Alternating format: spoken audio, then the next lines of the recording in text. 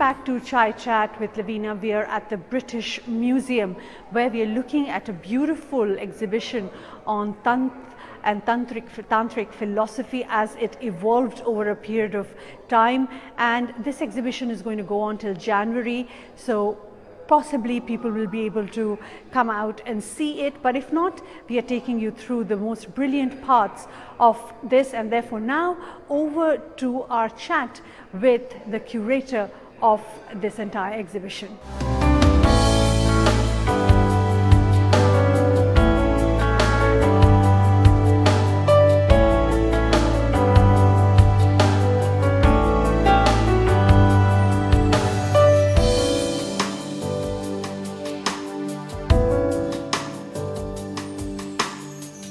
The exhibition that opened the British Museum is the one on Tantra after the COVID pandemic, and I'm going to be joined by Emma Ramos, who is the curator of this exhibition, to talk about what inspired her to start the British Museum exhibition season with Tantra, a form, a technique that developed in India, inspired by Shakti and Shiva and Shakti.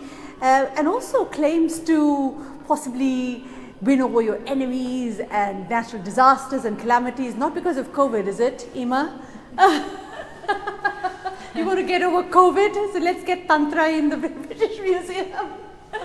It's very interesting that you mentioned that, because we're about to acquire some popular paintings that represent Kali being harnessed as a goddess in the fight against the pandemic from India. So, so it is an appropriate subject matter, definitely. So apart from trying to wish away COVID, which is trying to pounce on us again, what is it that inspired you? So Tantra as a philosophy is really misunderstood in the West. Here it's usually equated with sex, isn't it? Almost as a cult of sexual ecstasy. It's really been misunderstood.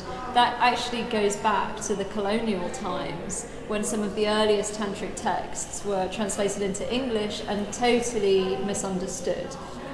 So this exhibition is an attempt to set the record straight and really communicate to our audiences what Tantra is. And of course, Tantra is a philosophy. It's an Indian philosophy which affirms that all of material reality is a manifestation of Shakti, or divine feminine energy, power. So we wanted to communicate this through a history of Tantra as a philosophy, right from around the 6th century AD until the present day, and explore how it's been a revolutionary force throughout history. Because a very interesting name, I have to say, enlightenment to revolution, isn't it? So what is it that actually yes, of course, setting the records right, but also what is it that brings out of Tantra which is relevant to this world and that you want people to respond to? I think the emphasis on feminine power is very relevant today, that focus on female empowerment, because Tantra not only inspired the rise of goddess worship in medieval India, the impacts of which we see in India today, but it also affected the lives of real women. So women could play really important roles as independent practitioners in their own right. But also, according to tantric texts, women as embodiments of Shakti are superior gurus or teachers. I want you to take us to something that inspires you very much, and as we really talk about it, can you tell me what is the most funny question that you've been asked? Okay, this sculpture represents Kali. This is from 19th century Bengal. I would say this is one of the highlights of the exhibition. So you can see the goddess. This was made in Bengal. She's obviously still one of the most popular goddesses in Eastern India today. The Kali Puja is coming up soon, and this was actually produced in the 19th century, in the 1890s, And in this part of the exhibition, we explore the role of Tantra during the colonial period in the 19th century. So when the British arrived and they encountered images like this, they really totally misunderstood her and assumed she was demonic. Of course, what we are seeing and what we want to familiarize our visitors with is the rich symbolism of this image. So Kali has this necklace of human heads, which represent symbols of the ego, which she helps her devotees to transcend. She has her tongue sticking out, which symbolizes her ravenous appetite on the cosmic battlefield, where she defeats demonic forces. And she's standing on her husband, the god Shiva. And according to the tantric worldview, our universe is a product of the erotic union between Shiva as pure consciousness and Kali or Shakti as creative power. So what we see in this image is the tantric idea that Shakti is the superior force here. And without Shakti, Shiva would merely be a corpse. He would be a Shava, he would be inert.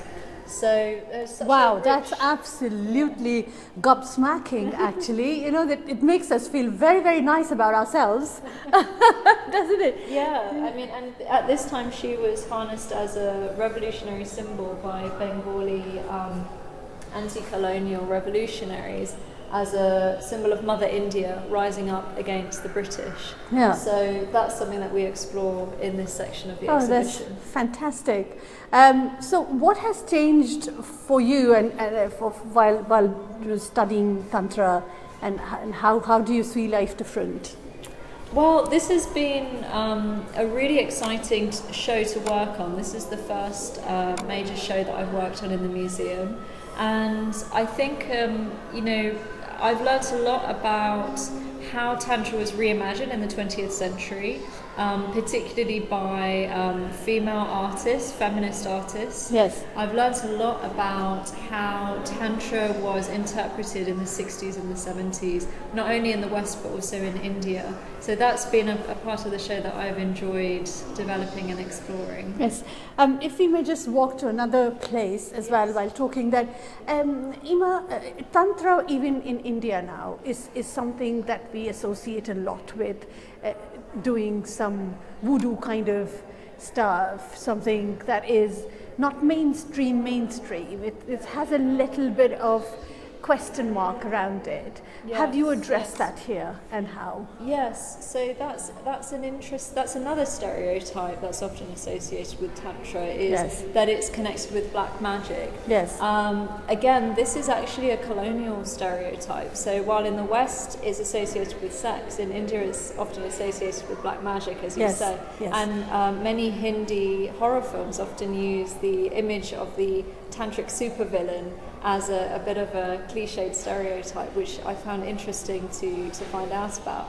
But one of the ways we address this is by looking at the contemporary role of Tantra in India today. This is a photographic archive that we have in the collection that documents different tantric communities, including the Agori community. So the Agori community is still very much misunderstood. But their practices are very transgressive. Their practices involve engagement with the dead and with human remains. So for example, in these two photographs here, in this one for example, they've covered their bodies with the ash of burnt corpses from funerary pyres. What this is communicating, because this might be associated with something rather macabre, but what this is communicating is the tantric idea that there is no distinction between purity and impurity. Everything is sacred. We must engage with spiritual obstacles such as fear of mortality by actively engaging with it in order to transcend it, and that will enable us to reach enlightenment quicker. So they're really breaking down those dichotomies. Even the dichotomy of a division between the self and the divine, just as there is no purity versus impurity, there is no self versus divine. So that's very much part of their philosophy. And this extends to their social services as well. So from the 60s onwards, the Aghoris began to turn their ashrams into community service centres, including leprosy centres, educational centres for those who are socially stigmatised, such as Dalits, for example, so those considered ritually impure. Yes. So they're a really interesting community that are really misunderstood. No, that's absolutely amazing, and they definitely in Kumbh Mela, for example, in India, they play a huge part. And though they play a huge part, yet of course I understand that they are misunderstood. So you started from the very beginning of Tantra, and that's where you call enlightenment. What was the revolution part of it?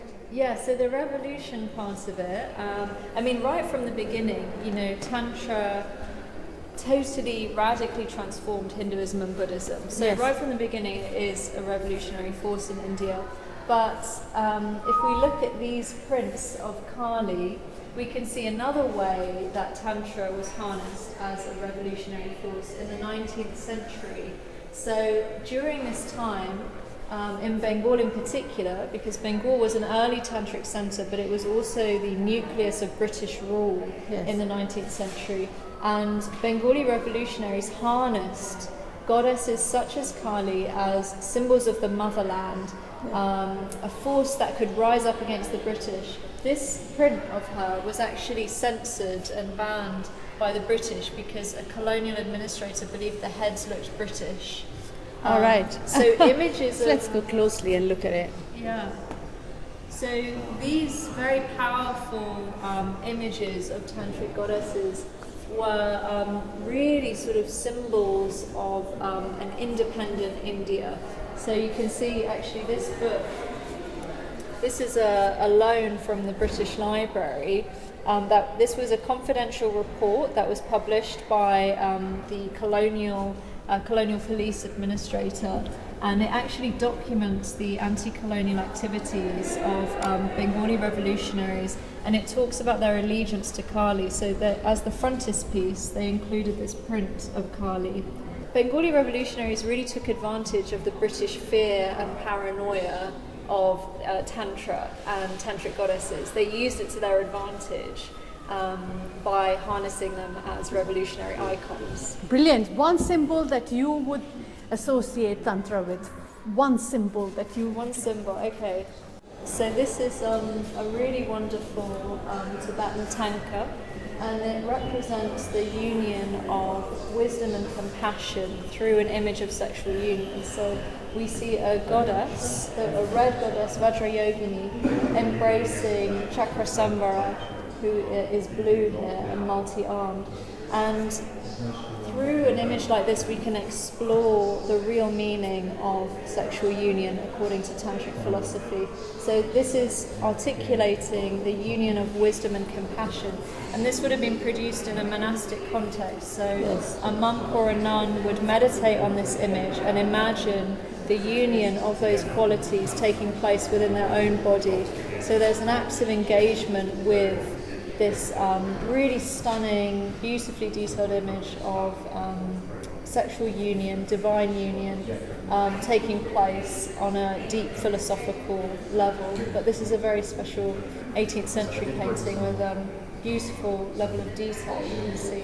Yes, it's absolutely beautiful, and what amazing thing, Buddhism known for peace and tranquility, and then you bring to find that Tantra was deeply embedded in it.